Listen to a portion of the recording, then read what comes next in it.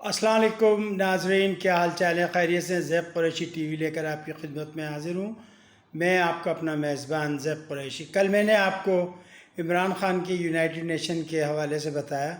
आज हम बात करेंगे कि इमरान ख़ान जो है वो कल कराची आ रहे हैं एक अपने दौरे पर और कराची में उनकी क्या मसरूफियात रहेगी इस पर भी हम बात करेंगे, और साथ ही साथ कि कराची की आवाम जो है इस वक्त इमरान ख़ान को किन निगाहों से देख रही है, और क्या जो इमरान ख़ान साहब ने वादे किए थे कराची के लोगों के साथ वो पूरे हुए कि नहीं हुए। तो चलें लेट्स स्टार्ट के क्या कल कुछ हो रहा है। कल भाई आपको जैसा कि पता है कि 40 बसें जो हैं वो आई हैं कराची के लिए। अब ये सरजानी टाउन से लेके नुमाइश तक जो है ये चलेंगी, और इससे अगला हिस्सा जो है वो ये कह रहे हैं कि जी दिसंबर तक हम बनाएंगे। बड़ा ही ग्रीन बस लाइन का एक मंसूबा था जो बड़े अरसे से पेंडिंग में पड़ा हुआ था। किसी को ये तौफीक नहीं थी कि भाई वो बसें ले आए या काम करे, चूँकि सिंध हुकूमत जो है, मैं आपको बड़ी ईमानदारी से बात कहता हूँ कि ये बिल्कुल भी इंटरेस्टेड नहीं है। और इनका अगर मन चले और अगर इनको कोई मुश्किलात ना हो तो ये कराची को, जो कैपिटल है सिंध का, उसको कराची से उठा के ये किसी गांव देहात में ले जाके बसा दें। I am very honest with you. और इसकी वजह यह है कि सन 70 का जब इलेक्शन हुआ तो कराची, हैदराबाद, सखर, नवाब शाह, लाड़काना जो शहर थे वहाँ पर जो उर्दू स्पीकिंग लोग रहते थे या जिनको उर्फ़ आम में महाजिर कहते हैं, उन्होंने जुल्फ़िकार अली भुट्टो को वोट नहीं दिया था। और भुट्टो ने उसका ये बदला लिया कि जी हम आपको तिगनी का नाच नचा देंगे। सबसे पहले वो कोटा सिस्टम लेकर आए कि जी अगर 10 अगर सीटें आती हैं तो 6 जो है वो अंदरून सिंध के सिंधियों को जाएंगी और 4 जो है वो कराची के या शहरी लोगों को जाएंगी। अब शहर में क्या सिंधी नहीं बसते? शहर में क्या पंजाबी नहीं बसते? शहर में क्या पठान नहीं है, बलोच नहीं है? तो वो 3 सीटें वहाँ और चली गई, तो 9 वो गई, रह गई एक। और एक भी फिर भुट्टो साहब ने जो है अपने फ़िक़ा के लोगों को जो है वो सीट दी जो उनके फ़िक़ा से ताल्लुक़ रखते थे। यानी आप समझ गए जो मैं कहना चाह रहा हूँ। तो उर्दू स्पीकिंग लोगों को महरूम रखा। बहरहाल फिर उसके बाद क्या होता है कि जी जनरल ज़िया का दौर आ जाता है। जनरल ज़िया 10 साल का कोटा सिस्टम और बढ़ा देते हैं। उसी का कहते हैं कि जी रिएक्शन अल्ताफ़ हुसैन की सूरत में आया। MQM बनी, इन्होंने कहा जी हम कोटा सिस्टम ख़त्म कराएंगे, लेकिन कोई कोटा सिस्टम ख़त्म नहीं हुआ। और वो चलते चलते आज ये समझ लें कि कोई 40-45 साल का वो कोटा सिस्टम हो गया है और उसके बगैर कुछ भी नहीं हुआ। फिर रही सही कसर जो है जरदारी साहब ने और उस पौनी वाली बुढ़िया ने, जो पौनी बांधी रहती है सेनेट के अंदर, उसने पूरी कर दी। उन्होंने 18वीं तरमीम के ज़रिए जो बेड़ा गर्क किया है कराची का, मैं बता नहीं सकता। फिर कराची के साथ एक सुतेले जैसा बर्ताव होने लगा। कराची का पानी बिकने लगा, कराची में गंदगी के ढेर हो गए, ग़लाज़त के ढेर हो गए। कराची ना रहा। कराची वाले लोगों को बड़ी हक़ारत की निगाह से देखने लगे, ये जो अंदरून सिंध के लोग थे या वडेरे जो लोग थे। कराची को बड़ी ही ये नहीं देखा कि जी हमारा सिंध का कैपिटल है, नहीं, उन्होंने बड़ी हक़ारत से कराची वालों को और कराची को जो है वो धुतकारा। बहरहाल इमरान ख़ान साहब जब आए, इमरान ख़ान एक कौमी नज़रिया लेकर आए, कौमी सोच लेकर आए। उन्होंने कहा कि जी मैं ये करूँगा, मैं ये करूँगा, मैं ये करूँगा। लोगों ने चूँकि MQM से फेडअप हो गए थे, उन्होंने जोक दर जोक MQM को वोट दिया, माफ़ कीजिएगा PTI को वोट दिया। जोक दर जोक PTI को वोट मिला और एक बहुत बड़ी तादाद में कौमी और सूबाई असम्बली की जो नशिस्तें हैं वो PTI जीत गई। लेकिन इमरान ख़ान साहब ने कभी कराची में आना गवारा नहीं किया। कराची में सिर्फ कुछ ही टाइम आए, और वो जब आते हैं 2-4 घंटे के लिए आते हैं, यानी दोपहर में आते हैं, शाम को 7-8 बजे चले जाते हैं। मेरी समझ में ये नहीं आता कि कराची जो कि हब है, माशी तौर पर पाकिस्तान को चला रहा है, वो उसको इतना निगलेक्ट करना, ये मेरी अक्ल से बालातर है। हमने ये समझा कि شاید صدارتی نظام لا کے سندھ کو صحیح کر دیں، گورنر کے ذریعے کچھ ہو جائے، لیکن مجھے لگتا ہے کہ کچھ بھی نہیں ہوا۔ پھر اس کے علاوہ اب جتنے بھی گندے کام سندھ حکومت کرتی ہے وہ بڑی چالاکی سے جو ہے وہ وفاق پہ پی ٹی آئی پہ ڈال دیتی ہے، لیکن ہم جیسے پی ٹی آئی کے کارکن یا جو اس کے چاہنے والے ہیں وہ وہاں پہ ڈیفینڈ کرتے ہیں، لیکن یہاں پر جو ہے پی ٹی آئی کے جو اپنے لوگ ہیں وہ انٹرسٹڈ نہیں ہیں، اور پی ٹی آئی کی اب کے بہت بڑے پیمانے پر کراچی سے شکست ہوگی۔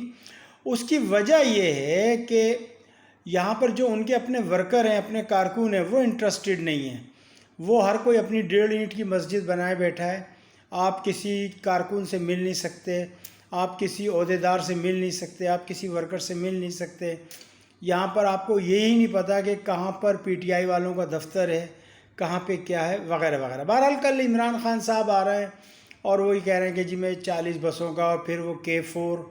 اب دیکھیں کراچی کے ساتھ کیسا ستیلا برتاؤ کیا جا رہا ہے کہ کراچی کا پانی جو ہے وہ لائنوں میں آتا ہے لیکن بک جاتا ہے، وہ ٹینکر مافیا لے جاتا ہے۔ وہ ٹینکر مافیا کون ہے؟ میں بہت بہت شکریہ ادا کرتا ہوں کہ بھٹو ابھی تک زندہ ہے، یہ ٹینکر مافیا انہی کا ہے۔ تو بہرحال وہ پانی پلا رہے ہیں لوگوں کو، لیجئے آپ پیاسے ہیں پیجئے، کربلا کا مقام ہے تو وہ پانی پلا رہے ہیں۔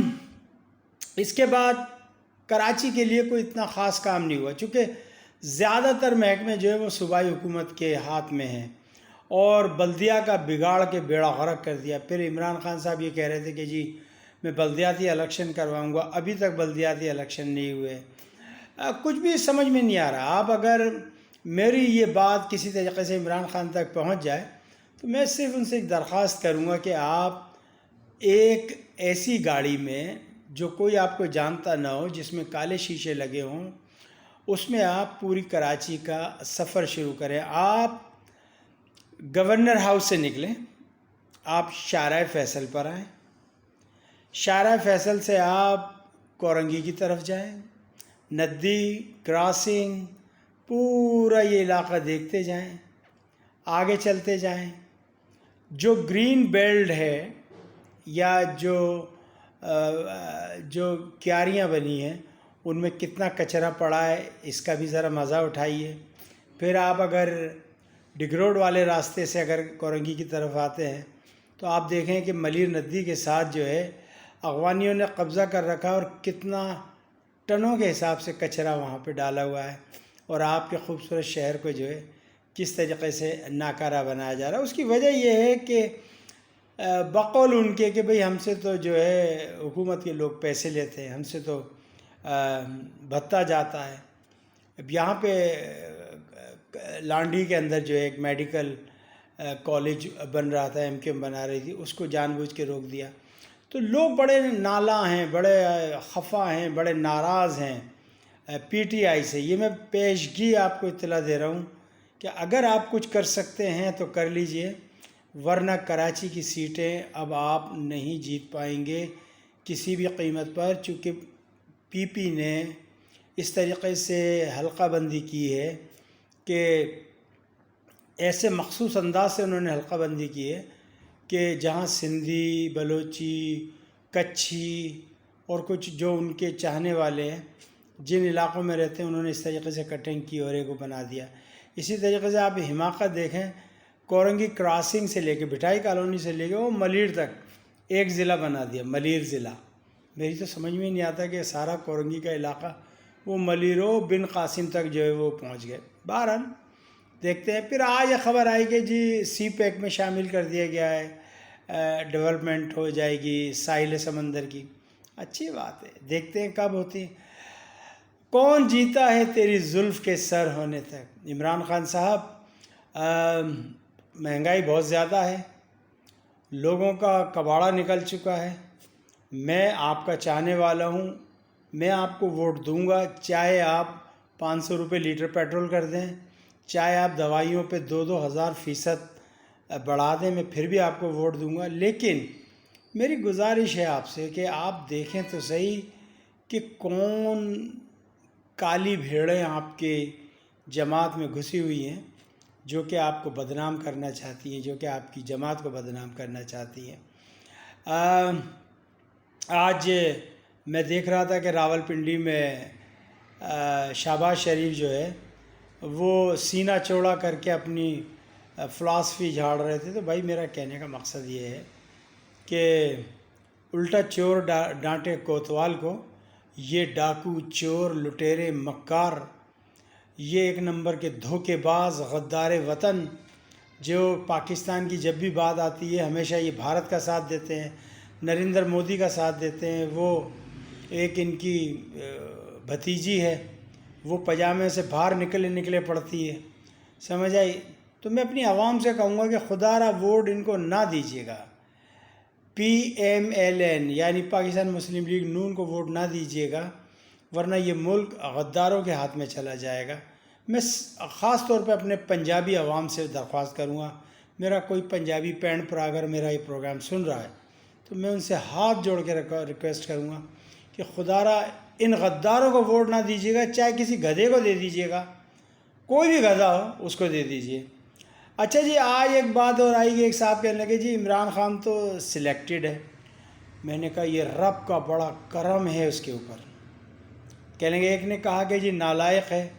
میں نے کہا یہ بڑا ہی میرے مالک کا کرم ہے کہ اللہ تعالیٰ نے نالائق لوگوں کے اوپر ایک لائق آدمی کو لا کر بٹھایا، اور اللہ نے ایک ایسے بندے کو سلیکٹ کیا جو کہ اللہ اور اللہ کے رسول کی بات پر عمل کرتے ہوئے اسلام کے لیے کچھ کرنا چاہتا ہے، جو کہ اقوام متحدہ میں اسلام فوبیا پہ بات کرتا ہے، جو کہ کارٹونسٹ کے خلاف بات کرتا ہے، جو کہ افغان مجاہدین کے بارے میں بات کرتا ہے، جو کہ کشمیر کے مجاہدوں کے بارے میں بات کرتا ہے۔ ورنہ یہاں تو ایسے ایسے وزیر اعظم آئے جنہوں نے کشمیریوں سے بات تک کرنا پسند نہیں کی۔ علی گیلانی صاحب کو ریفیوز کر دیا گیا۔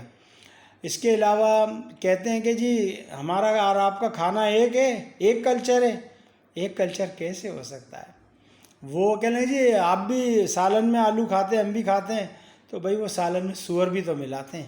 سور آلو کھاتے ہیں، آپ سور کھا لو گے، اور پھر اس کے بعد وہ شراب پیتے ہیں۔ خیر شراب تو آپ پی لو گے، اس کا تو میں نہیں کہہ سکتا، لیکن وہ شراب پیتے ہیں، پھر وہ گائے موتر کا پیشاب پیتے ہیں، پھر وہ گوبر سے جو ہے اپنا پوری دکان کو پاک کرتے ہیں۔ وہ تو میرے خیال میں گائے کا گوبر لا کے آپ بھی اپلے تھاپ لینا اپنی اس کے اوپر۔ اصل میں ساری جو ان کی رنجش یا جو جلن ہے وہ یہ ہے کہ اب ان کی جائیدادیں قرق ہو رہی ہیں۔ چلیں آتے ہیں back to the point. Imran Khan صاحب میں ویلکم کرتا ہوں آپ کو کراچی میں، لیکن خدا را آپ دیکھیے آپ کے ساتھ کیا ہو رہا ہے۔ آپ کا کوئی بھی کارکن آپ سے مخلص نہیں ہے کراچی میں، یہ میں آپ کو صحیح بتا دیتا ہوں، چاہے وہ عادل حلیم شیخ ہوں، چاہے وہ نقوی صاحب ہوں، چاہے وہ فرخ زمان ہوں، چاہے وہ کوئی بھی ہو، آپ سے کوئی مخلص نہیں ہے، چونکہ یہ کوئی کام نہیں کرتے۔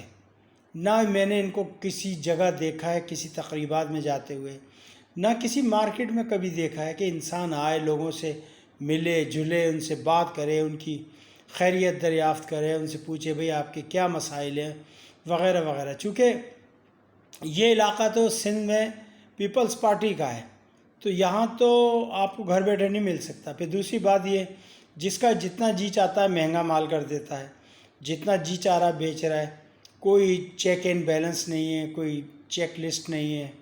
تو اس کو بہرحال آپ کو دیکھنا ہوگا، اور اگر آپ نے اس چیز کو نہیں دیکھا تو پھر آپ لوزر ہوگے۔ میں صاف کہہ رہا ہوں کہ پھر آپ لوزر ہوگے۔ اور پنجاب میں جو ہے PMLN جو ہے وہ لوگوں کو بھڑکا رہی ہے مہنگائی کے اوپر اور اس کے اوپر، تو آپ دیکھ لیجئے کس طریقے سے کرنا ہے اس کو کام کو۔ بہرحال جب تک عمران خان صاحب آپ گھلے ملیں گے نہیں اپنی عوام میں، اپنے لوگوں میں، اپنے ووٹرز میں، تب تک بات بننے والی نہیں۔ چونکہ لوگ ووٹ اسد عمر کو نہیں دیتے، لوگ ووٹ زیدی کو نہیں دیتے، لوگ ووٹ عالمگیر کو نہیں دیتے، لوگ ووٹ شیخ رشید کی تو خیر دوسری پارٹی ہے، حماد کو نہیں دیتے، ووٹ مراد سعید کو نہیں ملتا، ووٹ ملتا ہے عمران خان کو، عمران خان کے نام کو۔ جب تک عمران خان خود نہ آئے اپنے ووٹرز کے درمیان، تو میرے خیال میں عمران خان صاحب آپ جیت نہیں سکتے، یہ میری آپ کے لیے پیشن گوئی ہے کہ کراچی سے آپ لوز کر گئے۔ اب میں آپ کو 2 سال پہلے آج بتا رہا ہوں، چونکہ جو لوگ آپ سے محبت کرتے تھے یا آپ کے چاہنے والے تھے یا آپ کے ہمدرد تھے، آج میں نے ان کو پلٹتے ہوئے دیکھا ہے، چونکہ یہاں پر چنچیوں میں پڑھے لکھے لوگ سفر کر رہے ہیں، یہاں نہ بسیں ہیں، نہ کچھ ہے، نہ ٹرین کا سسٹم ہے، نہ یہاں پر انڈر گراؤنڈ ہے، نہ کچھ ہے۔ میرے خیال میں کراچی پہ آپ کو بہت زیادہ توجہ دینے کی ضرورت ہے۔